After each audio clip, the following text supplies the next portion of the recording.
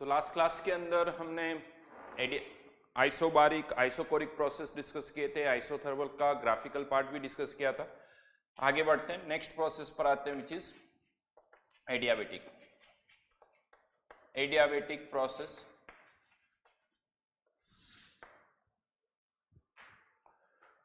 Adiabatic process यानी कोई heat transfer नहीं होना चाहिए, मतलब Q equals to zero. Q equals to zero. First law of thermodynamics से अगर हम बात करें, फर्स्ट लॉ ऑफ थर्मोडायनेमिक्स, तो work done equals to delta you,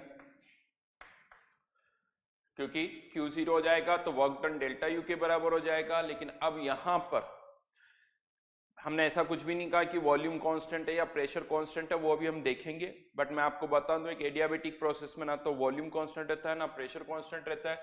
तो यहां पर अब जो हम डेल्टा यू का फॉर्मूला लिख रहे हैं NCV डेल्टा टी, ये केवल किसके लिए लिख रहे हैं? फॉर आइडियल गैस, क्योंकि आइडियल गैस के लिए फॉर्मूला हमेशा यूज कर सकते हैं। तो delta you equals to NCV delta T, यानी वर्क डन का भी यही फॉर्मूला हो गया, डेल्टा यू का भी यही फॉर्मूला हो गया। इसको आप चाहो तो रीअरेंज कर सकते हो, CV को हम अलग अलग फॉर्म में लिख सकते हैं। और किस फॉर्म में लिख सकते हैं? तो CP equals to CV plus R। For ideal gas हमने ये फॉर्मूला डिराइव किया था, इसको हम CV से डिवाइड कर दें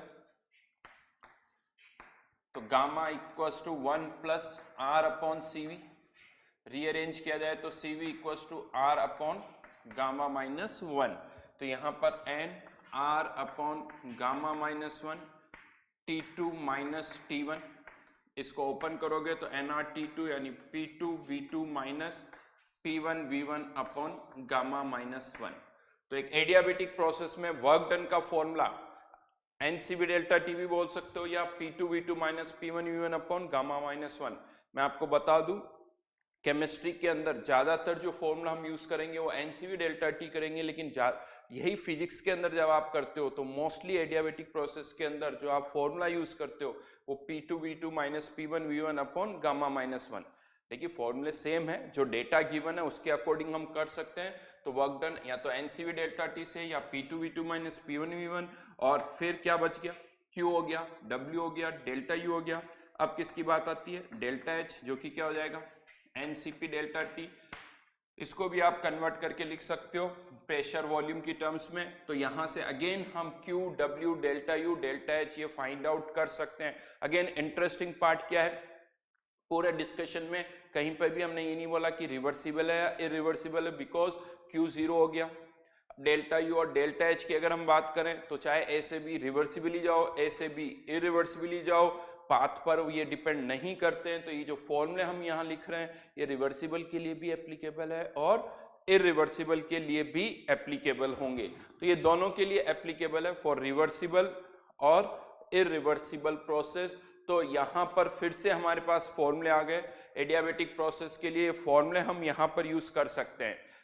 आगे बढ़ने से पहले इसके अंदर क्वेश्चन, अभी जैसे मैंने आपसे कहा था कि एक एडियाबेटिक प्रोसेस के अंदर प्रेशर वॉल्यूम ये सब वेरी करते हैं। तो चलिए देखते हैं कि प्रेशर वॉल्यूम टेम्परेचर कैसे वेरी करते हैं, वो भी हम देख लेते हैं। तो एक एडियाबेटिक प्रोसेस हो रहा है, लेट से दो केसेस हो सकते हैं, या तो एक्सपांशन होगा या कंप्रेशन होगा। अगर एक्सपांशन हो रहा है यानी सिस्टम वर्क कर रहा है, सिस्टम वर्क कर रहा है, इसको अगर मैं मैथमेटिकली पहले एक्सप्लेन करूं तो वर्क डन क्या होगा? नेगेटिव। वर्क डन नेगेटिव तो डेल्टा यू भी क्या होगा? नेगेटिव। और डेल्टा यू नेगेटिव, इसका मतलब डेल्टा टी भी क्या होगा? नेगेटिव। डेल्टा टी भी नेगेटिव, और डेल्टा टी नेगेटिव इसका मतलब क्या हुआ? टेम्परेचर डिक्रीज होगा। यानी एक एडियाबेटिक प्रोसेस, अगर एडियाबेटिक एक्सपांशन हम कर रहे हैं तो आप कह सकते हो टेम्परेचर डिक्रीज होगा। इसको हम और कैसे एक्सप्लेन कर सकते हैं? सिंपल से वर्ड्स में, एक एडियाबेटिक प्रोसेस में अगर सिस्टम वर्क कर रहा है, अब सिस्टम वर्क कर रहा है इसका मतलब सिस्टम एनर्जी दे रहा है। अब हम सिस्टम को बाहर से कोई एनर्जी तो लेने नहीं दे रहे, तो सिस्टम अगर एनर्जी देगा तो वो लाएगा कहां से? वर्क कर रहा है तो एनर्जी कहां से लाएगा? वो अपनी इंटरनल एनर्जी में से एनर्जी निकालेगा और उससे वर्क करेगा। और राइट नाउ हम बात करें आइडियल गैस की, तो आइडियल गैस में हम कहते हैं पोटेंशियल एनर्जी तो होती नहीं है, केवल कौन सी एनर्जी होती है? Kinetic energy. तो अगर सिस्टम वर्क कर रहा है तो वो एनर्जी कहां से लाएगा? अपनी काइनेटिक एनर्जी से, यानी उसकी काइनेटिक एनर्जी कम होगी, मतलब उसका टेम्परेचर कम होगा। तो कह सकते हो और दिख भी रहा है, जितनी इंटरनल एनर्जी कम होगी सिस्टम उतना वर्क करेगा। तो एक एडियाबेटिक एक्सपांशन में आप कह सकते हो अगर एडियाबेटिक एक्सपांशन हो रहा है तो टेम्परेचर कम होगा। अब यहीं से हम प्रेशर वॉल्यूम की भी बात कर सकते हैं। एक्सपांशन हो रहा है तो डेफिनेटली वॉल्यूम तो बढ़ ही रहा होगा। अब बात आती है प्रेशर की, तो पीवी इक्वल्स टू एनआरटी से प्रेशर की अगर हम बात करें तो NRT by V. Adiabatic expansion है, वॉल्यूम बढ़ रहा है तो प्रेशर कम होना चाहिए, और वॉल्यूम बढ़ रहा है तो टेम्परेचर कम होगा, और टेम्परेचर कम होगा तो भी प्रेशर कम होना चाहिए। यानी टेम्परेचर के अकॉर्डिंग भी प्रेशर कम होना चाहिए, वॉल्यूम के अकॉर्डिंग भी प्रेशर कम होना चाहिए। तो इसका मतलब प्रेशर अच्छा खासा कम होगा। इसको आप ऐसे भी कह सकते हो कि अगर एक एडियाबेटिक प्रोसेस हम कर रहे हैं, टेम्परेचर जितना चेंज होगा प्रेशर में चेंज उससे ज्यादा होगा, क्योंकि प्रेशर पर दो फैक्टर्स का इफेक्ट लग रहा है, टेम्परेचर का भी और वॉल्यूम का भी। इसको मैं ऐसे समझा सकता हूं कि एक एडियाबेटिक प्रोसेस आपने किया और टेम्परेचर जो है वो 50% कम हो गया, 600 से 300 केल्विन पर आ गया, तो जो प्रेशर होगा वो 50% से भी ज्यादा डिक्रीज होगा। ये भी एक अच्छा तरीका होता है। बहुत बार अगर क्वेश्चन आप कर रहे हो, अगर एक एडियाबेटिक प्रोसेस आप कर रहे हो, टेम्परेचर 600 से 300 केल्विन हुआ है, तो आप ये कह सकते हो अगर प्रेशर 2 एटमॉस्फेयर है तो डेफिनेटली फाइनल प्रेशर की जो वैल्यू होगी वो 1 एटमॉस्फेयर से तो कम होगी, क्योंकि प्रेशर में परसेंटेज वाइज जो चेंज होगा वो हमेशा टेम्परेचर से ज्यादा होगा। यही अगर हम कंप्रेशन की बात करें, work done positive, delta U positive, यानी सिस्टम पर वर्क हो रहा है, सिस्टम की इंटरनल एनर्जी बढ़ेगी तो सिस्टम की काइनेटिक एनर्जी बढ़ेगी, तो सिस्टम का टेम्परेचर बढ़ेगा, सिस्टम का टेम्परेचर बढ़ रहा है, वॉल्यूम कम हो रहा है, तो यहाँ पर भी अगेन इस दोनों का इफेक्ट देखें तो प्रेशर जो है वो बढ़ेगा। और यहाँ पर हम जस्ट उसका उल्टा कह सकते हैं, अगर टेम्परेचर 300 से 600 केल्विन हो रहा है, डबल हो रहा है, तो प्रेशर डबल से भी ज्यादा बढ़ेगा। यानी मान लीजिए 1 एटमॉस्फेयर था तो 2 नहीं, 2 से भी ज्यादा होगा। यहां से ये अगेन याद रख सकते हो आप कि टेम्परेचर और प्रेशर का वेरिएशन जो है एक जैसा होता है, वॉल्यूम का वेरिएशन उसका अपोजिट होता है। तो यस, एक एडियाबेटिक प्रोसेस में अगर मैंने कह दिया एक्सपांशन हो रहा है तो खट से कह सकते हो एक्सपांशन हो रहा है तो टेम्परेचर प्रेशर कम होंगे, कंप्रेशन हो रहा है तो टेम्परेचर प्रेशर बढ़ेंगे। ये स्टेटमेंट बार बार बोलना है, नेक्स्ट टाइम ऐसा होगा बहुत बार, जैसे मैं कहूंगा एडियाबेटिक एक्सपांशन हो रहा है, क्लिक कर जाना चाहिए आपको कि टेम्परेचर कम होगा, एडियाबेटिक कंप्रेशन हो रहा है टेम्परेचर बढ़ेगा। तो ये स्टेटमेंट्स है, क्योंकि क्वेश्चंस करते करते बहुत बार क्या होता है कुछ साइन में एरर हो जाती है और रिजल्ट कुछ अलग आ जाते हैं, तो आपको पता होना चाहिए कि आपका आंसर किस तरफ आएगा। यानी 300 केल्विन ऑलरेडी टेम्परेचर दे रखा, तो आपको सॉल्व करने से पहले पता होना चाहिए कि फाइनली आंसर 300 से ज्यादा होगा या 300 से कम होगा। तो एक एडियाबेटिक प्रोसेस के अंदर फाइनली हम कह सकते हैं टेम्परेचर, वॉल्यूम, प्रेशर ये सब यहाँ पर चेंज होते हैं। बट ये आप देख सकते हो। अच्छा, यहाँ पर अगेन मैं एक चीज बता दूं, हाँ, अगर यही एडियाबेटिक फ्री एक्सपांशन है, एडियाबेटिक फ्री एक्सपांशन, अब फ्री एक्सपांशन अगर हो गया तो वर्क डन क्या हो गया, जीरो, क्यू ऑलरेडी जीरो था, एडियाबेटिक है तो डेल्टा यू भी फिर जीरो होगा और फिर डेल्टा टी भी जीरो होगा, यानी टेम्परेचर क्या हो जाएगा, कांस्टेंट। ये सारा डिस्कशन जो हम कर रहे हैं ये मैं बता दूं केवल किसके लिए हम कर रहे हैं, आइडियल गैस के लिए कर रहे हैं, क्योंकि हर जगह मैं फॉर्मूला कौन सा यूज कर रहा हूँ, एनसीपी डेल्टा टी या एनसीपी डेल्टा टी। तो एक एडियाबेटिक फ्री एक्सपांशन के केस में ये ध्यान रखना, यहाँ पर ये फ्री एक्सपांशन नहीं है, ये एक स्पेशल केस है फ्री एक्सपांशन का, तो वहां पर रिजल्ट ये है। अदरवाइज अगर फ्री एक्सपांशन नहीं है तो आप ये रिजल्ट्स यहाँ पर यूज कर सकते हो। तो फाइनली अब ये तो हो गए फॉर्मूले, फॉर्मूले हमने लिख दिए। अब यहां पर बात करते हैं क्वेश्चंस किस तरह से बनते हैं। तो क्वेश्चंस वही जो हर जगह बनते आ रहे हैं कि find Q, delta U, delta H, W, ये फाइंड आउट करो।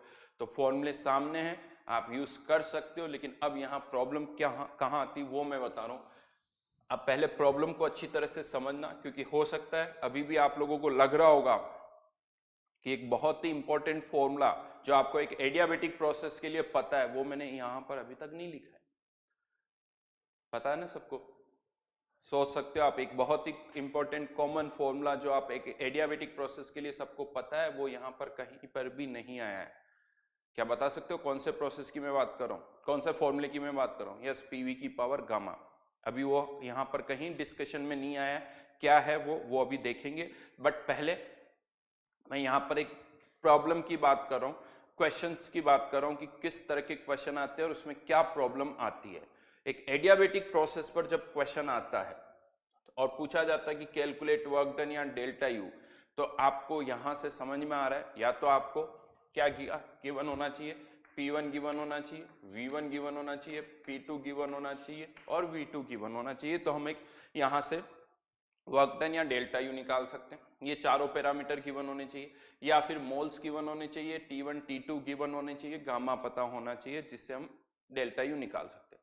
लेकिन होता क्या, जब क्वेश्चन आते हैं ना, तो यहाँ पर P1 गिवन होता है, V1 गिवन होता है, P2 गिवन होता है, लेकिन ये V2 मिसिंग होता है, या यूं कह दो इन चारों में से कोई एक वेरिएबल मिसिंग होता है। उसी तरह से P1 मान लेट से P1 गिवन है, T1 गिवन है, P2 गिवन है, लेकिन T2 मिसिंग है, T2 मिसिंग है। जबकि आप कह सकते हो P1 P2 की कोई जरूरत ही नहीं थी, T1 T2 गिवन होता, मोल्स गिवन होता तो हमारा काम हो जाता, लेकिन ऐसा नहीं है। यहाँ पर P1 दे रखा है, P2 दे रखा है, T1 दे रखा है, T2 मिसिंग है, यानी एक वेरिएबल जो है वो मिसिंग है। अब क्वेश्चन ये आता है कि अगर हमें ये V2 फाइंड आउट करना है तो कैसे फाइंड आउट करें।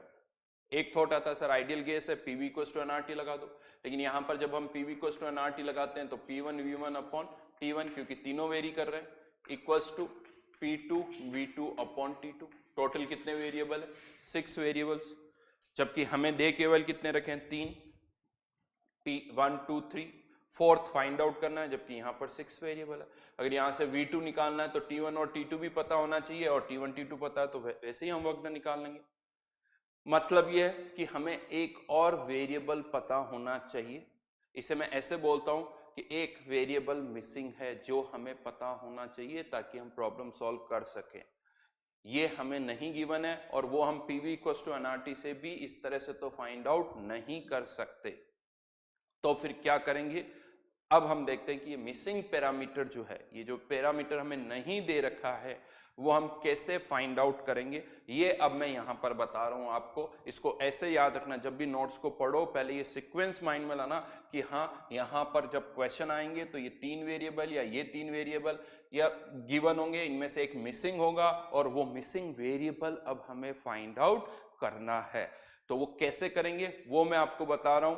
तो यहां पर अब ये मिसिंग वेरिएबल अगर हमें फाइंड आउट करना है तो हमें पता होना चाहिए कि ये प्रोसेस जो हम कर रहे हैं वो रिवर्सिबली कर रहे हैं या इरिवर्सिबली कर रहे हैं। इस मिसिंग वेरिएबल को फाइंड आउट करने के लिए ये जो फॉर्मूले हैं ये तो रिवर्सिबल इरिवर्सिबल दोनों के लिए एप्लीकेबल है, लेकिन अगर ये मिसिंग वेरिएबल फाइंड आउट करना है तो हमें पता होना चाहिए कि प्रोसेस हम रिवर्सिबली कर रहे हैं या इरिवर्सिबली कर रहे हैं। क्यों ऐसा मैं बोल रहा हूं, क्योंकि हमें पहले से पता है कि जो वर्क डन होता है रिवर्सिबल में अलग होता है, इरिवर्सिबल में अलग होता है, दोनों में वर्क डन सेम नहीं होता है। तो रिवर्सिबल और इरिवर्सिबल में इंटरनल एनर्जी में जो चेंज होगा वो भी अलग अलग होगा, तो टेम्परेचर में जो चेंज होगा वो भी अलग होगा, तो फाइनल टेम्परेचर सेम नहीं होगा। यानी अगर आप वही प्रोसेस रिवर्सिबली कर रहे हो तो फाइनल टेम्परेचर कुछ और होगा, और इरिवर्सिबली कर रहे हो तो फाइनल टेम्परेचर कुछ और होगा, फाइनल टेम्परेचर जो है वो सेम नहीं होगा। तो अब यहां पर मिसिंग वेरिएबल की मैं बात कर रहा हूं, वो हम कैसे फाइंड आउट करेंगे। तो फॉर रिवर्सिबल प्रोसेस यहां पर Q तो 0 हो गया, तो work done equals to du, change in internal energy, work done equals to du। Work done का फॉर्मूला -P एक्सटर्न, या इस तरह से लिख देता हूं NCV dt, du की जगह मैंने लिख दिया, और वर्क डन की जगह -P एक्सटर्नल dv। देखिए कहीं पर भी मैं वर्क डन का फॉर्मूला लिखता हूं, स्टार्टिंग हमेशा कहां से होती है, -P एक्सटर्नल dv। तो ये हमेशा आपको भी ध्यान रखना है, du NCV dt work done equals to -P external dv। अब यहां पर फॉर ए रिवर्सिबल प्रोसेस, क्योंकि हम जो बात कर रहे हैं और रिवर्सिबल प्रोसेस की कर रहे हैं, और रिवर्सिबल प्रोसेस के अंदर P एक्सटर्नल हमेशा किसके बराबर होता है, P इंटरनल, और आइडियल गैस है तो P इंटरनल को मैं क्या लिख सकता हूं, nRT/V। तो NCV dt equals to -nRT/V into dV। n से n कैंसिल आउट हो जाएगा, इसको रीअरेंज कर रहे हैं, dt/t equals to R upon CV dV upon V। Integrate कर देते हैं इसको, तो इस तरफ क्या आ जाएगा, dt upon T, 1 upon T का इंटीग्रेशन ln t और लिमिट भी पुट कर देते हैं, तो ln t2 upon t1 equals to minus r upon CV। अभी हमने एक फॉर्मूला यहां पर लिखा था CV equals to r upon gamma minus 1, तो r अपॉन CV क्या हो जाएगा, minus r upon CV gamma minus 1 ln V2 upon V1। यहां पर अब मैं क्या कर रहा हूं, इस माइनस साइन को अंदर ले जा रहा हूं, तो ये V2 अपॉन V1 क्या हो जाएगा, V1 अपॉन V2 और गामा माइनस 1 को उसकी पावर में ले जाएंगे तो दोनों तरफ से ln की टर्म्स हट जाएगी, तो T2 upon T1 equals to V1 upon V2 की पावर गामा माइनस 1। और अब अगर हम इसको रीअरेंज करें या इसको एक्सप्रेशन को हम देखें तो क्या कह सकते हैं, यहां से क्रॉस मल्टीप्लाई में कर रहा हूं, T2 V2 की power gamma minus 1 equals to T1 V1 की पावर गामा माइनस 1, या T2 V2 की पावर गामा माइनस 1, ये फाइनल स्टेट, ये initial state, that means TV की power gamma minus 1 equals to constant. एक फॉर्मूला हमारे पास आ गया, इसको फर्दर आप रीअरेंज कर सकते हो। ये सारा डेरिवेशन किसके लिए, आइडियल गैस के लिए। PV equals to nRT equation हम यूज कर रहे हैं। ये इक्वेशन टेम्परेचर और वॉल्यूम की टर्म में, आप इसे प्रेशर और वॉल्यूम की टर्म में भी लिख सकते हो। प्रेशर और वॉल्यूम की टर्म में लिख रहे हैं तो PV अपॉन R की जो वैल्यू आएगी, PV upon NR gamma minus 1 constant, तो ये तो सब कांस्टेंट है, चले जाएंगे तो यहाँ पर क्या बच जाएगा, PV की power gamma equals to constant. आप इसे प्रेशर और टेम्परेचर की टर्म्स में भी लिख सकते हैं, P की पावर 1 माइनस गामा, T की पावर गामा, वो रीअरेंजमेंट आपको करना होगा तो ये भी आप कर सकते हो। इसको मैं यहाँ पर फिर से लिख रहा हूँ, TV की power gamma minus 1 equals to constant. ये फॉर्मूले हमारे पास आ गए एक एडियाबेटिक प्रोसेस के लिए। लेकिन क्वेश्चन ये आता है, क्या कोई सा भी एडियाबेटिक प्रोसेस हो, क्या सभी एडियाबेटिक प्रोसेस के लिए हम ये फॉर्मूले लगा सकते हैं? नहीं, for adiabatic reversible process only. Adiabatic reversible process, reversible process, yes, physics के अंदर आप जनरली पढ़ते हो तो हाँ, एडियाबेटिक प्रोसेस मतलब PV की पावर गामा, क्योंकि फिजिक्स में हम केवल रिवर्सिबल पढ़ते हैं, इसीलिए यहाँ पर जब भी ये बोलोगे PV की पावर गामा, माइंड में ये आना चाहिए कि हर एक एडियाबेटिक प्रोसेस में आप PV की पावर गामा नहीं लगा सकते हो, for adiabatic reversible process only, उसी के लिए ये फॉर्मूले लगाओगे। अब इसका फायदा क्या हुआ है, इसका फायदा आप देख सकते हो, जो PV इक्वल्स टू nRT को जब हम यूज कर रहे थे तो P1 V1 upon T1 equals to P2 V2 upon T2, 6 variable थे। लेकिन हम यहां से अगर देखें तो अब अगर मुझे P1 V1 की power gamma equals to P2 V2 की पावर गामा, अगर मुझे P2 पता है, V1 पता है, P1 पता है, तो यहां से हम क्या निकाल सकते हैं, V2 फाइंड आउट कर सकते हैं। तो एक वेरिएबल यहां से निकाला जा सकता है। अगर आपको V2 पता चल गया तो फिर आप वर्क डन निकाल सकते हो या डेल्टा U निकाल सकते हो, या T1 पता है, P1 पता है, P2 पता है, तो यहां से हम T2 निकाल सकते हैं। मोस्टली क्वेश्चंस एडियाबेटिक के जो आएंगे वो इसी तरह से आएंगे। मैं आपको बता दूं, initially 2 variable pressure volume temperature में से कोई 2 गिवन होंगे, फाइनली प्रेशर वॉल्यूम टेम्परेचर 3 में से कोई 1 गिवन होगा, यानी टोटल मिला के 3 वेरिएबल आपको गिवन होंगे। चौथा आपको हमेशा पहले फाइंड आउट करना होगा, और वो जो 4th वेरिएबल आपको फाइंड आउट करना होगा उससे पहले आपको ये देखना होगा कि ये प्रोसेस हम रिवर्सिबली कर रहे हैं या इरिवर्सिबली कर रहे हैं, ये आपको फाइंड आउट करना होगा, तब जाके आप कर पाओगे। इसके अंदर भी मैं बता दूं कैसे आइडेंटिफाई होगा रिवर्सिबली कर रहे हैं या इरिवर्सिबली कर रहे हैं। तो एक तो सिंपल सा लॉजिक है, लिखा हुआ भी होता है। दूसरा, क्वेश्चन की लैंग्वेज में मैं आपको बता दूं कैसे समझ में आएगा। एडियाबेटिक प्रोसेस आप कर रहे हो, देखो सिस्टम का प्रेशर कांस्टेंट नहीं रहेगा, वो तो कंटिन्यूसली वेरी करेगा। तो अगर आप चाहते हो कि प्रोसेस रिवर्सिबल हो तो जैसे जैसे सिस्टम का प्रेशर वेरी कर रहा है, सराउंडिंग्स का भी वेरी करना चाहिए। और अगर सराउंडिंग्स का प्रेशर कांस्टेंट है, वो चेंज नहीं कर रहा है, तो वो प्रोसेस एडियाबेटिक रिवर्सिबल नहीं हो सकता। जैसे मैं इसको ऐसे पुट करूं, एक एडियाबेटिक प्रोसेस हमने किया against a constant external pressure. अगर adiabatic process against a constant external pressure आप कह रहे हो तो वो इरिवर्सिबली होगा, वो रिवर्सिबल नहीं हो सकता। ये चीज आइसोथर्मल में भी एप्लीकेबल होता है। आइसोथर्मल प्रोसेस भी हम रिवर्सिबली और इरिवर्सिबली करते हैं। आइसोथर्मल प्रोसेस में भी प्रेशर कांस्टेंट नहीं रहता है, तो एक आइसोथर्मल प्रोसेस में भी अगर बाहर का प्रेशर कांस्टेंट है तो वो इरिवर्सिबल ही होगा। उसी तरह से एक एडियाबेटिक में भी बाहर का प्रेशर अगर कांस्टेंट है तो वो इरिवर्सिबल होगा, वो रिवर्सिबल नहीं हो सकता। एडियाबेटिक प्रोसेस रिवर्सिबल होने के लिए बाहर का प्रेशर भी वेरी करना चाहिए। तो वहां से आप इजीली बता सकते हो। खैर राइट नाउ मेजर पॉइंट जो है वो ये है कि हाँ ये फॉर्मूले हमें याद हो, यहाँ से आप फाइनल टेम्परेचर फाइंड आउट कर सकते हो। लेकिन फिर से बता दूं ये तभी यूज कर पाओगे जब आप एडियाबेटिक रिवर्सिबल प्रोसेस कर रहे हो, क्योंकि इस डेरिवेशन में आपने ये रिवर्सिबल की कंडीशन डाल दी। उसके बाद आता है B part for irreversible process. For irreversible process starting वापस वहीं से होगी, du equals to work done. du की जगह मैं क्या लिख सकता हूँ, NCV dt minus P external into dv। लेकिन अब अगर हम एक इरिवर्सिबल प्रोसेस कर रहे हैं, एक इरिवर्सिबल प्रोसेस में हमें पता है कि जब पिस्टन मूव करता है, वॉल्यूम जब चेंज होता है तो बाहर का प्रेशर चेंज नहीं होता है, बाहर का प्रेशर कांस्टेंट रहता है। तो ये कांस्टेंट टर्म इंटीग्रेशन से बाहर आ जाएगी, दोनों तरफ इंटीग्रेट कर दो। NCV T2 minus T1 equals to minus P external, dv का इंटीग्रेशन v2 माइनस v1, जिसको हम टेम्परेचर और प्रेशर की टर्म में ऐसे लिख सकते हैं P2 minus nR T1 upon P1। एक एडियाबेटिक इरिवर्सिबल के लिए फॉर्मूला है, और यहां पर भी दिखने में तो ये फॉर्मूला बहुत बड़ा है लेकिन वेरिएबल 4 ही है।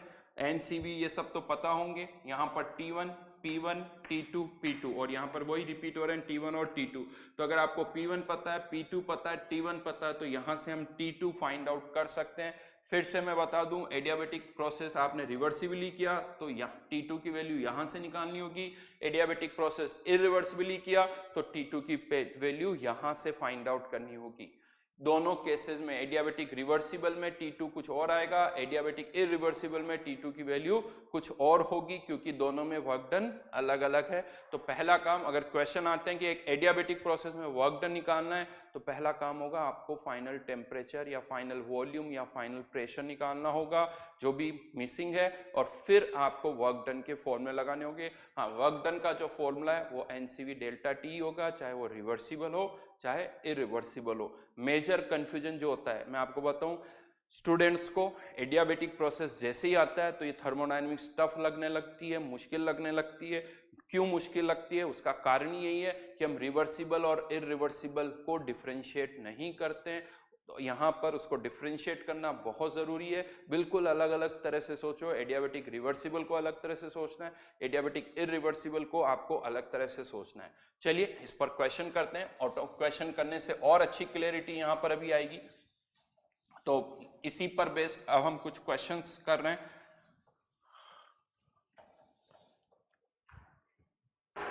लिखो, क्वेश्चन लिखो।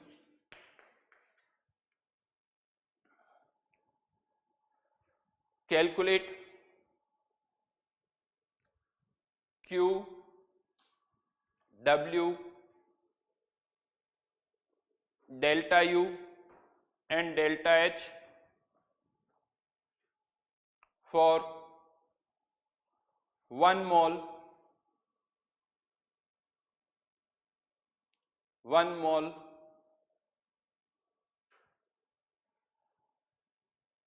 non-linear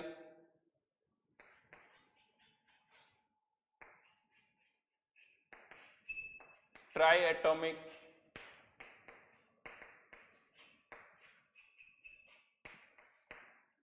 ideal gas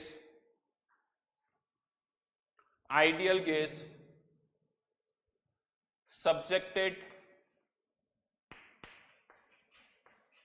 to an adiabatic expansion from 16 atmosphere 300 Kelvin 16 atmosphere 300 Kelvin to 1 atmosphere।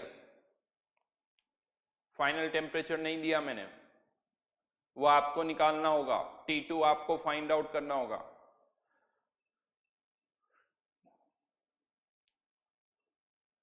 If process is carried out, A part reversibly, B part irreversibly और C part free expansion,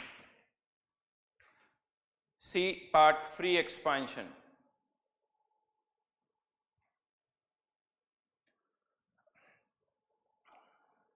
लेकिन solve करने से पहले आपको gamma निकालना पड़ेगा, CV CP और gamma की वैल्यू निकालनी पड़ेगी। वो कैसे निकालनी है, वो आपको टेबल जो है उसको यूज करनी होगी, तब पता चलेगा। अंश चौधरी का एक स्टेटमेंट आया, sir in reversible change pressure is negligible, change in pressure. अंश हर एक स्टेप में प्रेशर में चेंज बहुत कम होता है, लेकिन रिवर्सिबल में हम क्या बोलते हैं, इनफाइनाइट टाइम लगेगा, तो वो इनफाइनाइट टाइम में थोड़ा थोड़ा चेंज करके वो बहुत सारा हो जाता है। तो रिवर्सिबल हो या इरिवर्सिबल, प्रेशर चेंज होता है, बट रिवर्सिबल में बहुत धीरे धीरे होता है और इरिवर्सिबल में सडनली होता है। इनफाइनाइट टाइम और फाइनाइट टाइम। आंसर आपको आर की टर्म्स में ही देने हैं, आर की वैल्यू आपको पुट नहीं करनी है, आर की टर्म्स में ही आपको आंसर्स देने हैं।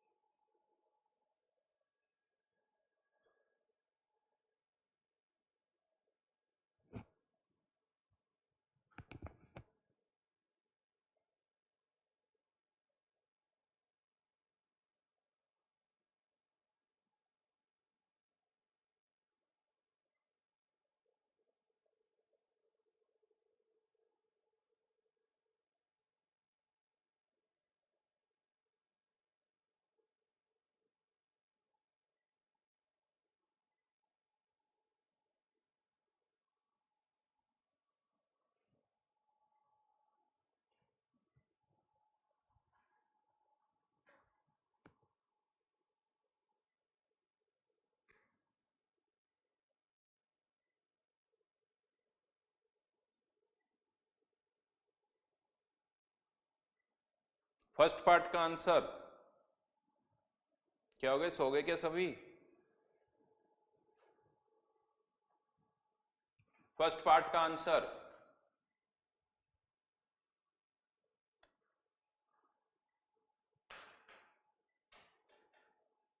उत्कर्ष, very good. Saumitra Raj, very good. Q equals to 0 है एडियाबेटिक प्रोसेस में।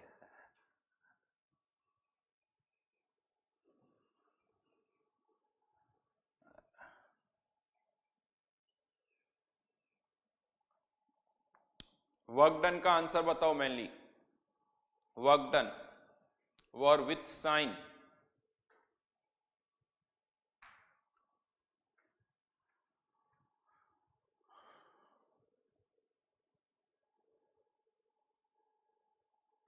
Correct, -450R।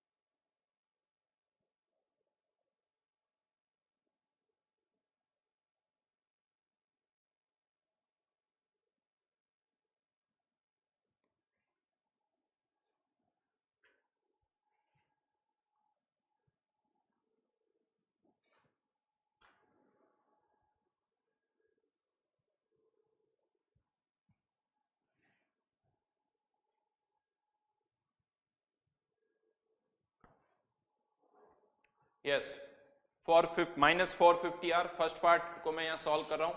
तो फर्स्ट पार्ट में फॉर्मूला लगा देते हैं P1 माइनस गामा टी की power gamma P2 1 minus gamma T2 की पावर गामा, क्योंकि हमें P1 पता है, P2 पता है, T1 पता है, T2 निकालना, लेकिन हाँ कह सकते हो उसके लिए गामा पहले पता करना होगा। लेकिन यहाँ पर एक चीज मैं और बता दूं, डेफिनेटली आप लोगों ने जब लिखा होगा होता क्या है, हम इसी में पहले वैल्यूज पुट कर देते हैं, फिर गामा को कुछ रीअरेंज करते हैं। तो मेरा ये कहना है कि आपको अगर T2 फाइंड आउट करना है तो अल्टीमेटली T2 की सारी पावर किसी और पे शिफ्ट करनी होगी। तो T2 T1 अपॉन P2 की पावर, ये सारी पावर्स में यहाँ पर शिफ्ट कर रहा हूँ क्योंकि ये वैल्यूज हमें पता है, ये P1 P2 हमें पता है, T2 निकालना, तो पहले ये सारी पावर यहाँ पर शिफ्ट करो। अब यहाँ पर जो पैरामीटर्स आपको पता है वो पुट करना स्टार्ट करो। यहाँ पर प्रेशर नहीं पुट करोगे 16, यहाँ आके फिर 16 पुट करो। तो यहाँ पर अब T2 निकालना है, T1 300 kelvin, pressure 16 upon 1, gamma कितना होगा वो अब हमें देखना है। तो गामा की वैल्यू कितनी आ रही है 4/3, कैसे आएगी वो देख सकते हो। नॉन लीनियर के लिए CV3R हो जाएगा CP4R, तो गामा की वैल्यू जो आती है वो 4/3 आती है। तो 1 माइनस 4/3 अपॉन 4/3, तो माइनस में वो हो जाएगा। तो यहाँ पर T2 equals to -1/3, 1 3 3 cancel out हो जाएगा। तो अल्टीमेटली ये यहाँ पर आ जाएगा 1/2 इंटू 300 विच इज 150 केल्विन। अगर देखा जाए एक्सपांशन हो रहा है 16 एटमॉस्फेयर से 1 एटमॉस्फेयर, तो डेफिनेटली टेम्परेचर कम होना चाहिए। टेम्परेचर कितना आया 150 केल्विन। जल्दबाजी में मिस्टेक हो सकती है, डेफिनेटली मैं आपको बता दूं ऐसा होगा। आप में से कुछ स्टूडेंट्स का आंसर 600 केल्विन भी आया होगा। वो गड़बड़ कहाँ होती है, यहाँ पावर में प्लस माइनस की मिस्टेक हो जाती है, तो वहां से ये मिस्टेक हो जाती है। तो आंसर 150 केल्विन। अगेन आप देख सकते हो टेम्परेचर 50% कम हुआ है 300 से 150 केल्विन, जबकि आप प्रेशर देखोगे तो 16 एटमॉस्फेयर से 1 एटमॉस्फेयर, प्रेशर में अच्छा खासा चेंज हो रहा है, लेकिन टेम्परेचर में उतना चेंज नहीं हो रहा है। तो यहाँ से T2 आ गया। अब डेल्टा U या वर्क डन जो है वो फॉर्मूला N1 CV की value 3R, T2 150 minus 300 kelvin, तो ये आ जाएगा -450R। Work done delta U, चाहो तो यहां से डेल्टा H भी निकाल सकते हो और वो डेल्टा H आ जाएगा -600R। सेकेंड पार्ट पर अब हम आते हैं। सेकेंड पार्ट के कुछ आंसर्स भी मैं देख पा रहा हूं।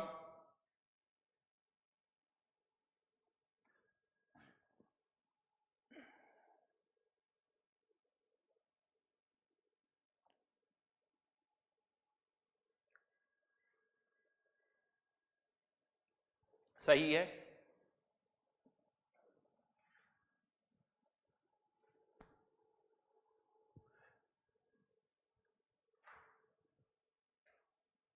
नियर बाई वर्क डन जो है वो -210 के बराबर आ जाएगा। 210 के नियर बाई आ जाएगा। 210 कह दो, 211 कह दो, डजेंट मैटर।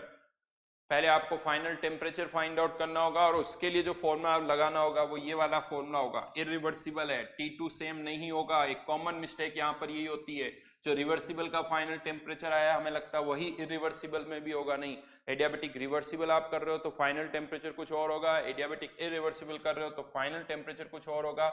यहाँ पर मैं वैल्यूज पुट कर रहा हूँ।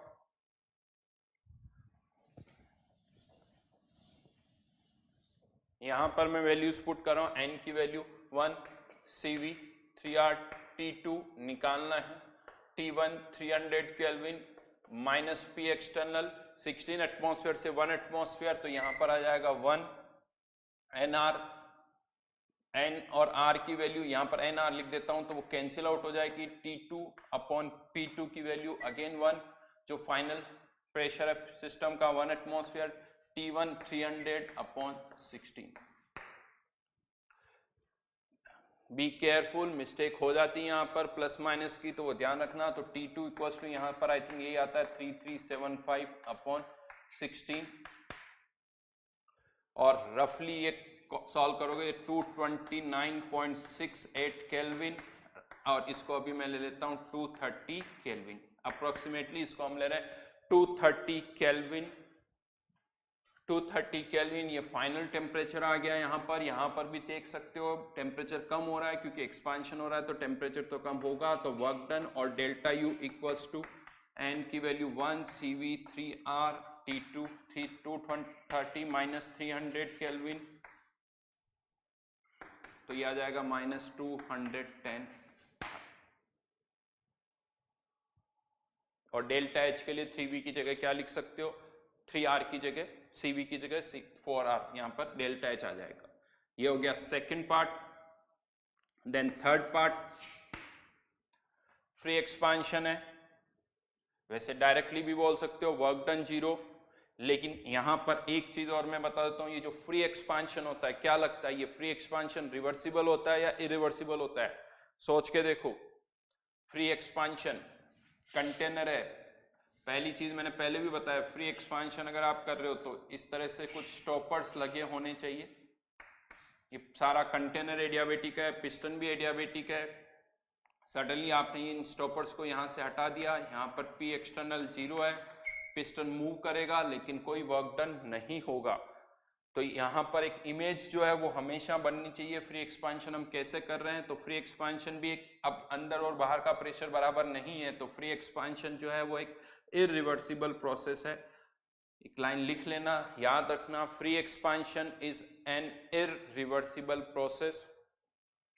तो वर्क डन तो 0 होगा, लेकिन हाँ यहाँ पर अगर मैं टेम्परेचर की बात करूं तो वापस से यहाँ से आप टेम्परेचर भी निकाल सकते हो और ये पी एक्सटर्नल क्या हो जाएगा 0, तो ये राइट हैंड साइड 0 हो जाएगी। तो T2 किसके बराबर हो जाएगा T1, और वो तो है ही है क्योंकि work done 0, delta U 0, delta T 0, तो टेम्परेचर क्या रहेगा कांस्टेंट। तो free expansion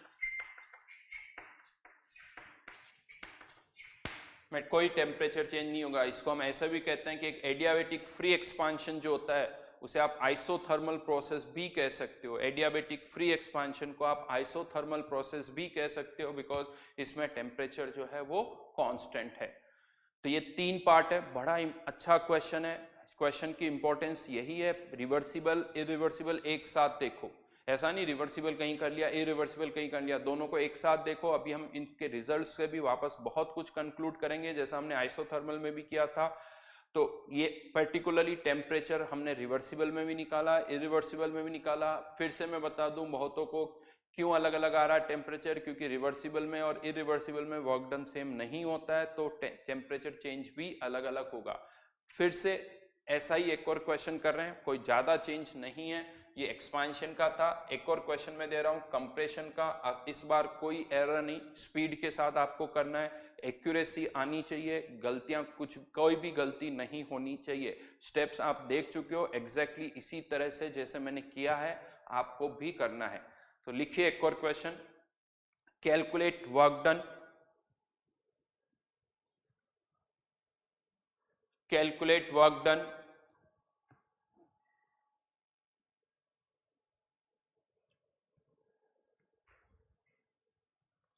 for 1 mole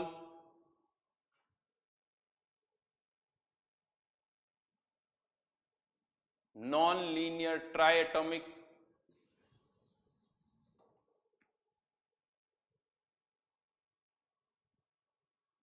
ideal gas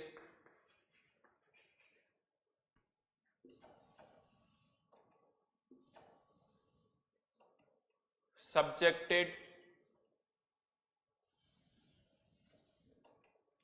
to an adiabatic compression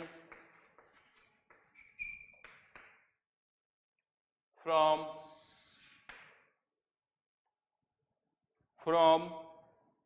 1 atmosphere 300 Kelvin to 1 atmosphere 300 Kelvin to 16 atmosphere 16 atmosphere, A part reversibly, B part irreversibly.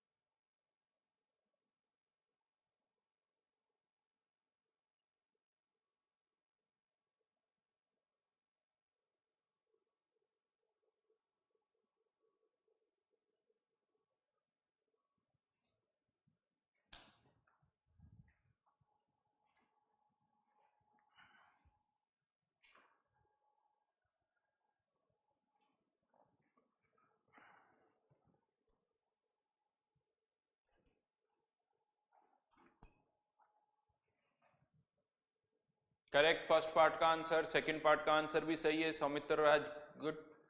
First part 900 R, second part 3375 are.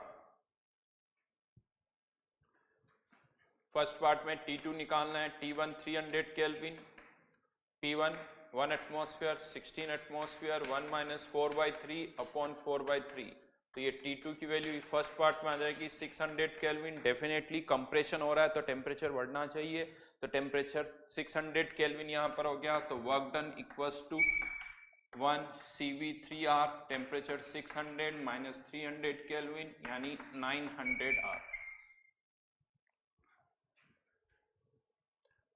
यहाँ पर मैं बहुतों को बता दूं, बहुतों को ये लग रहा होगा कि ये फर्स्ट और सेकंड पार्ट में पहले जो अभी क्वेश्चन में करा रहा हूँ, जो पहले एक्सपांशन का दिया वहां पर A से B जा रहे हैं और यहाँ पर वापस B से A, ऐसा नहीं हुआ है क्योंकि यहाँ पर ये 1 एटमॉस्फेयर 300 केल्विन, जबकि यहाँ पर फाइनल टेम्परेचर 300 केल्विन नहीं था। तो यहाँ पर इनिशियल स्टेट और जो पहले क्वेश्चन जस्ट इससे पहले हमने क्वेश्चन किया है उसकी फाइनल स्टेट सेम नहीं है। तो ये क्वेश्चन A से B और B से A वाला नहीं है, ये ध्यान रखना। इसी तरह से इरिवर्सिबल प्रोसेस का भी फाइनल टेम्परेचर आपको फाइंड आउट करना होगा। सेकंड पार्ट की मैं बात कर रहा हूं तो सेकंड पार्ट T2 निकालना होगा और वो T2 कितना आ रहा है, सेकंड पार्ट का टेम्परेचर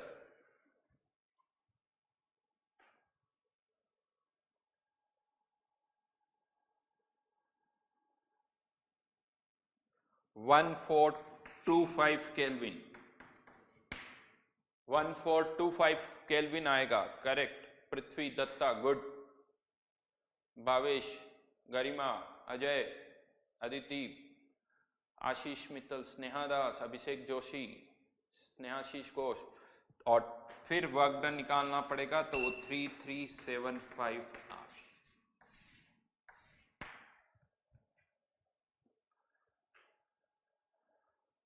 क्लियर, कोई कंफ्यूजन नहीं। Adiabatic, reversible, irreversible. अब यहां पर ये जो रिजल्ट्स आए इन रिजल्ट्स को पहले फिर से हम कुछ इस पर डिस्कशन करेंगे, कुछ कंक्लूजन्स ड्रॉ करेंगे जो कि हमने पहले आइसोथर्मल में भी किए थे। तो हेडिंग डालो कंक्लूजन्स।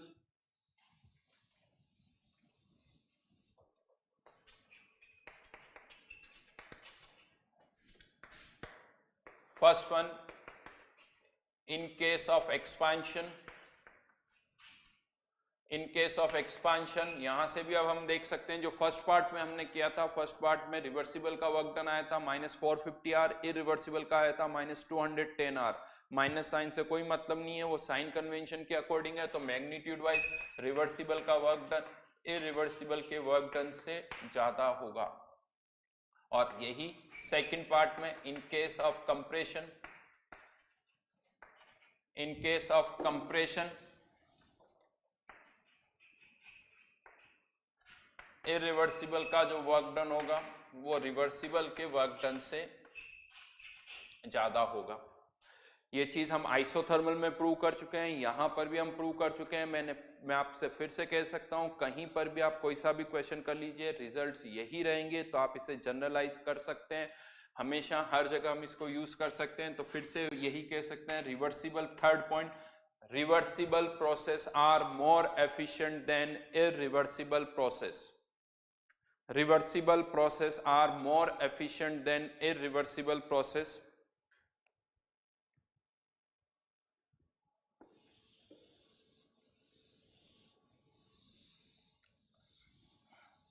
हाँ, लेकिन पॉइंट जो अब यहां पर अलग है, जो आइसोथर्मल से अलग है, अब मैं उसकी बात कर रहा हूं। कोई सा भी एक एग्जांपल ले सकते हैं, कंप्रेशन वाला केस में ले रहा हूं। फोर्थ पॉइंट पर अब हम आ रहे हैं। इनिशियली प्रेशर था 1 एटमॉस्फेयर, टेम्परेचर था 300 केल्विन, मोल्स थे 1।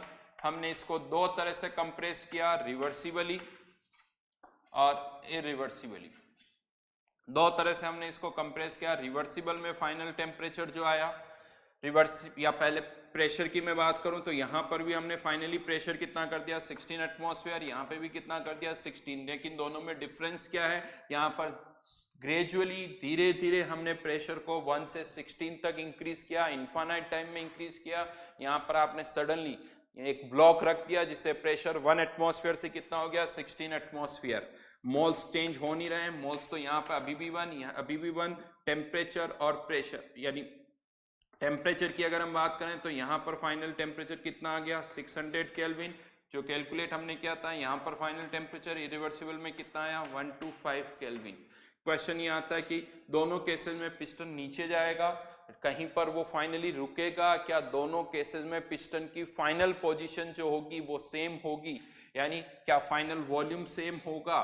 तो यहाँ पर आप कह सकते हो नहीं, क्योंकि टेम्परेचर फाइनली यहाँ और यहाँ अलग है, तो यहाँ और यहाँ फाइनल वॉल्यूम भी अलग होगा, यानी यहाँ पर पिस्टन की फाइनल पोजीशन सेम नहीं होगी। एडियाबेटिक रिवर्सिबल और इरिवर्सिबल की हम बात करें तो फाइनल पिस्टन की पोजीशन सेम नहीं होगी, फाइनल वॉल्यूम सेम नहीं होगा। इसको हम ऐसे पुट करते हैं कि फाइनल स्टेट जो है वो सेम नहीं होगी। ऐसा एग्जैक्टली हमने आइसोथर्मल में भी किया था, वहाँ टेम्परेचर भी सेम था, वॉल्यूम भी सेम था, जबकि यहाँ ना टेम्परेचर सेम है और ना ही वॉल्यूम सेम है। इसकी बहुत इंपॉर्टेंस है अभी कर्व प्लॉट करते वक्त और आगे एंट्रोपी को समझते वक्त, ये पॉइंट जो है वो काफी काम आएगा। तो पहले तो इस पॉइंट को लिख लेते हैं, अगर ये डेटा लिख लिया हो तो इसके नीचे, और नहीं लिखा हो तो पहले स्टेटमेंट लिखिए फिर ये डेटा लिख लेना। ये जो यहाँ पर लिखा हुआ है adiabatic reversible and irreversible process, adiabatic reversible and irreversible process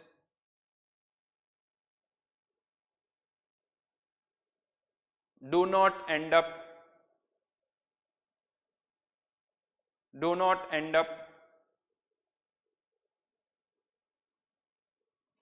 at the same final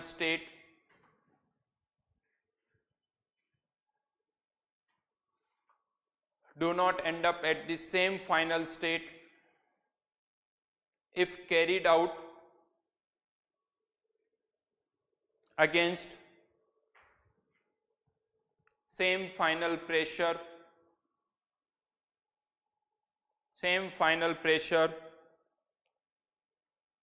from same initial state।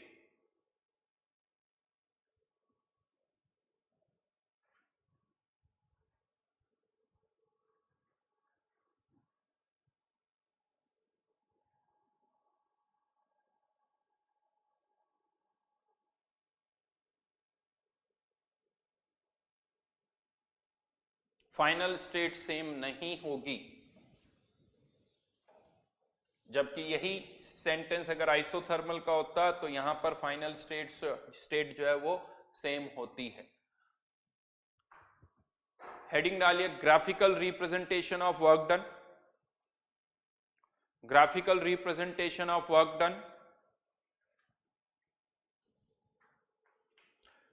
अब हम वर्क डन को ग्राफिकली रिप्रेजेंट कर रहे हैं, लेकिन यहां पर नंबर ऑफ केसेस पहले से ज्यादा होंगे फॉर सेम फाइनल प्रेशर।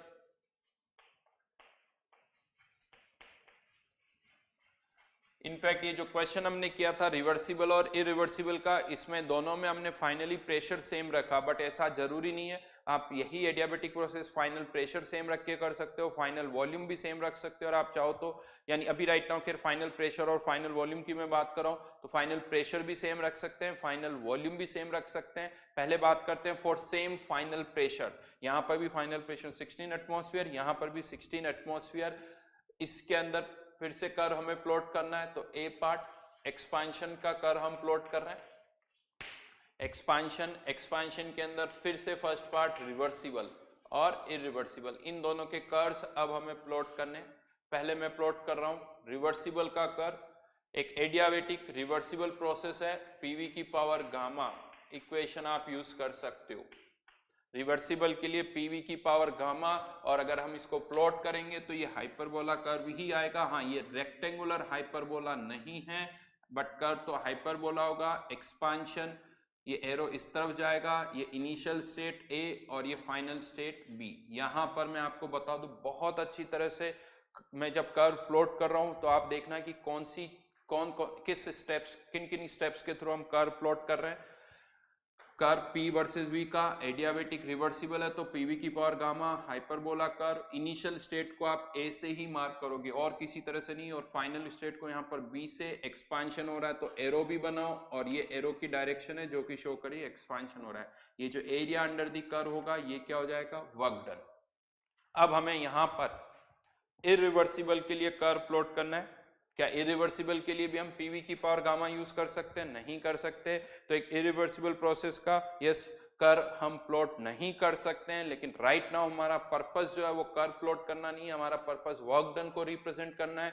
तो वो अभी भी हो सकता है। उसके लिए आपको y एक्सिस पर क्या इमेजिन करना होगा, p की जगह p एक्सटर्नल इमेजिन करना होगा। चलिए अब हम किसका कर्व प्लॉट कर रहे हैं, यहाँ पर इरिवर्सिबल प्रोसेस का कर्व प्लॉट कर रहे हैं। स्टार्टिंग पॉइंट दोनों का सेम है, स्टार्टिंग पॉइंट चेंज नहीं हो रहा है, तो इरिवर्सिबल का कर्व भी पॉइंट ए से ही स्टार्ट होगा। अब आपने क्या किया, एक्सपांशन का कर्व प्लॉट कर रहा हूं, 16 एटमॉस्फेयर इमेजिन करिए, सडनली एक इरिवर्सिबल है, बाहर का प्रेशर आपने 1 कर दिया, पी एक्सटर्नल सडनली कम हो गया। अब क्या होगा, जैसे ही प्रेशर कम होगा पिस्टन मूव करेगा, वॉल्यूम इंक्रीज होगा, और वॉल्यूम इंक्रीज होगा, लेकिन क्या ये कर्व यहीं आके रुक जाएगा या इस बी पॉइंट पर आके रुकेगा, या यहां पर एक और, इसको मैं ऐसे लिख देता हूं 1 2 3, वॉल्यूम बढ़ेगा, कर्व कहां आके रुकेगा ये आपको बताना है, पॉइंट फर्स्ट पॉइंट पर, सेकंड पॉइंट पर, या थर्ड पॉइंट पर, कहां पर ये कर्व रुकेगा। यस बताइए।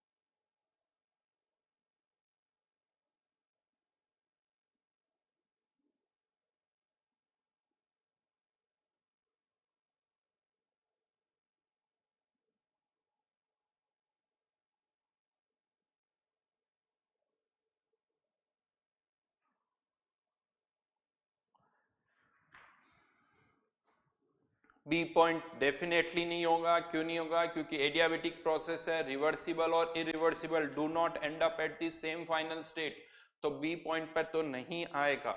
अब आती 1 और 3, तो वो कैसे डिसाइड करें, तो यहां पर आइए,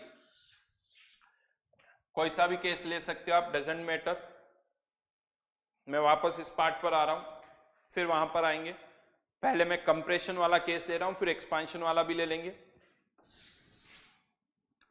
इन केस ऑफ कंप्रेशन, सुनिए पहले, अब इन केस ऑफ कंप्रेशन हमने देखा इरिवर्सिबल का टेम्परेचर रिवर्सिबल के टेम्परेचर से ज्यादा है, तो जिसका पीवी इक्वल्स टू एनआरटी से जिसका टेम्परेचर ज्यादा होगा उसी का वॉल्यूम भी ज्यादा होगा। तो इरिवर्सिबल के केस में, इरिवर्सिबल के केस में किसका वॉल्यूम टेम्परेचर ज्यादा, इरिवर्सिबल का, तो वॉल्यूम भी इरिवर्सिबल का ज्यादा होगा। यही अगर हम बात करें रिवर्स एक्सपांशन के केस की, तो एक्सपांशन के भी डेटा हमने निकाले थे, सोच सकते हो आप। एक्सपांशन का केस जब हमने लिया था तो रिवर्सिबल में, रिवर्सिबल का फाइनल टेम्परेचर आया था 150 केल्विन, इरिवर्सिबल का फाइनल टेम्परेचर जो आया था वो आया था 230 केल्विन। किसका टेम्परेचर ज्यादा है, रिवर्सिबल का या इरिवर्सिबल का? इरिवर्सिबल का टेम्परेचर ज्यादा है, तो यहां पर भी इरिवर्सिबल का वॉल्यूम ज्यादा होगा। यानी दोनों केसेस में किसका वॉल्यूम ज्यादा आ रहा है, इरिवर्सिबल का वॉल्यूम। चलिए यहां पर भी इरिवर्सिबल का वॉल्यूम ज्यादा, लेकिन अब बहुतों को डाउट हो सकता है सर ये तो इस क्वेश्चन में हुआ है, हमेशा ऐसा होगा ये कैसे आप कह सकते हो? क्या हमेशा इरिवर्सिबल का वॉल्यूम रिवर्सिबल से ज्यादा होगा? यस, ये हमेशा होगा। कैसे? उसके लिए हमें प्रूव करना होगा कि जब भी आप एडियाबेटिक एक्सपांशन करोगे या एडियाबेटिक कंप्रेशन करोगे, इरिवर्सिबल का टेम्परेचर रिवर्सिबल के टेम्परेचर से ज्यादा होगा। ये हम हमेशा कह सकते हैं। ये पॉइंट जो है इस ग्राफ से पहले, ये जो कंक्लूजन हम लिख रहे थे यहाँ पर, ये 4th कंक्लूजन तक लिखा है, वहां पर या तो कुछ जगह है तो लिख दीजिए, नहीं तो जगह बना के एक पॉइंट यहां पर लिख दीजिए, in case in adiabatic process irreversible temperature is always greater than reversible temperature। कैसे, मैं समझाता हूं बिना डेटा के। अब कैसे समझ सकते हैं वो देखते हैं। कंप्रेशन वाला एग्जांपल ले रहा हूं, एडियाबेटिक कंप्रेशन कर रहे हैं, फॉर्मूला W डेल्टा U और NCV डेल्टा T। हमने पहले ही एक पॉइंट लिखा था, सेकंड पॉइंट, कंप्रेशन जब भी करोगे इरिवर्सिबल का वर्क डन ज्यादा होगा। तो अगर कंप्रेशन कर रहे हैं तो इरिवर्सिबल का वर्क डन ज्यादा, तो इरिवर्सिबल का डेल्टा टी ज्यादा, और जिसका डेल्टा टी ज्यादा होगा उसी का फाइनल टेम्परेचर ज्यादा होगा। तो वर्क डन इरिवर्सिबल, कंप्रेशन की बात कर रहा हूं, कंप्रेशन में इरिवर्सिबल का वर्क डन ज्यादा, तो इरिवर्सिबल का डेल्टा टी भी ज्यादा होगा, तो इरिवर्सिबल का टेम्परेचर भी ज्यादा होगा। आसान है। हाँ, एक्सपांशन में थोड़ा कंफ्यूजन होगा आपको, एक्सपांशन में कंफ्यूजन होता है, लेकिन वहां पर भी रिजल्ट यही रहेगा। ये तो कंप्रेशन की बात की, वहां कोई कंफ्यूजन नहीं है। एक्सपांशन की मैं बात कर रहा हूं। एक्सपांशन के अंदर मैग्नीट्यूड वाइज बात करें तो किसका वर्क डन ज्यादा होगा? रिवर्सिबल का। रिवर्सिबल का वर्क डन ज्यादा, लेकिन यानी ये कह सकते हो डेल्टा टी भी रिवर्सिबल का ज्यादा, लेकिन in case of expansion work done negative होता है। तो डेल्टा टी नेगेटिव, यानी टेम्परेचर बढ़ नहीं रहा है, टेम्परेचर कम हो रहा है। टेम्परेचर कम हो रहा है तो इस रिवर्सिबल का टेम्परेचर ज्यादा कम हो, डिक्रीज करेगा। रिवर्सिबल का टेम्परेचर ज्यादा डिक्रीज करेगा, इरिवर्सिबल का उतना डिक्रीज नहीं करेगा। इसको ऐसे समझ सकते हो, इन केस ऑफ एक्सपांशन, ये इनिशियल टेम्परेचर मैंने लिख दिया यहाँ पर, ये इनिशियल टेम्परेचर है। अगर एक्सपांशन कर रहे हो तो टेम्परेचर कम हो रहा है, बढ़ नहीं रहा है। अब किसका टेम्परेचर ज्यादा चेंज होगा? तो रिवर्सिबल का चेंज ज्यादा होगा, ज्यादा डिक्रीज करेगा, इरिवर्सिबल का उतना डिक्रीज नहीं करेगा। तो अल्टीमेटली ज्यादा किसका हुआ? इरिवर्सिबल का। वापस यहां से कंप्रेशन का भी केस बता देता हूं। कंप्रेशन में भी जब आप कर रहे हो तो टेम्परेचर बढ़ेगा, किसका ज्यादा बढ़ेगा? कंप्रेशन में जिसका वर्क डन ज्यादा होगा, और वर्क डन किसका ज्यादा होता है? इरिवर्सिबल का। तो इरिवर्सिबल का टेम्परेचर रिवर्सिबल के टेम्परेचर से ज्यादा होगा। यस, ये अच्छी तरह से बहुत बार रिपीट करोगे तब याद रहेगा। सीक्वेंस क्या है वो भी अच्छी तरह से सोच लेना। चाहे रिवर्सिबल हो चाहे इरिवर्सिबल हो, फाइनल टेम्परेचर हमेशा किसका ज्यादा होगा? इरिवर्सिबल का। टाइम लगेगा, हो सकता है अभी बहुतों को नहीं क्लिक कर रहा हो, थोड़ा टाइम लगेगा। 4-5 बार सोचना इस चीज को। इस तरह से भी सोच सकते हो, पहले कंप्रेशन को सोचना, कंप्रेशन के बाद फिर एक्सपांशन को। और ध्यान रखना, एक्सपांशन में टेम्परेचर बढ़ नहीं रहा है, टेम्परेचर कम हो रहा है, तो सोच सकते हो। तो यहां पर फिर मैं ग्राफ पार्ट पर आता हूं।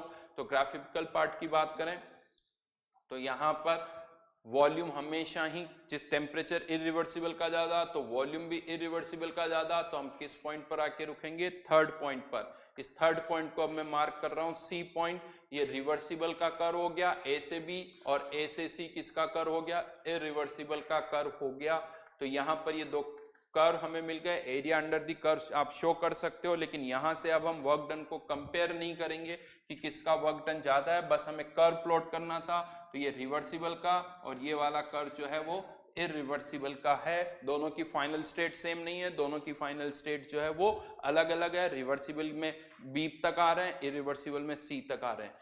आपको अब और क्या करना है एज ए होमवर्क, दो हम नेक्स्ट क्लास में डिस्कस करेंगे। ये कर्व मैंने किसके लिए प्लॉट किया? एक्सपांशन के लिए। आपको ऐसे ही कर्व किसके लिए प्लॉट करना है? कंप्रेशन के लिए। और हो सके तो ये दो कर्व, दो केसेस, एक्सपांशन कंप्रेशन, ये करना है। और फिर वापस एक और केस लेना है for same final volume. For same final volume फिर से उसके दो पार्ट होंगे, एक्सपांशन और कंप्रेशन। ट्राई करना, कोशिश करना। नेक्स्ट क्लास में हम वहीं से आगे कंटिन्यू करेंगे। ठीक है, तो होमवर्क जो भी होगा मैं ग्रुप पे बता दूंगा, टाइम हो गया इसलिए, तो ग्रुप पे मैं आपको बता दूंगा कि क्या क्या क्या होमवर्क आपको अभी करना है। Thank you.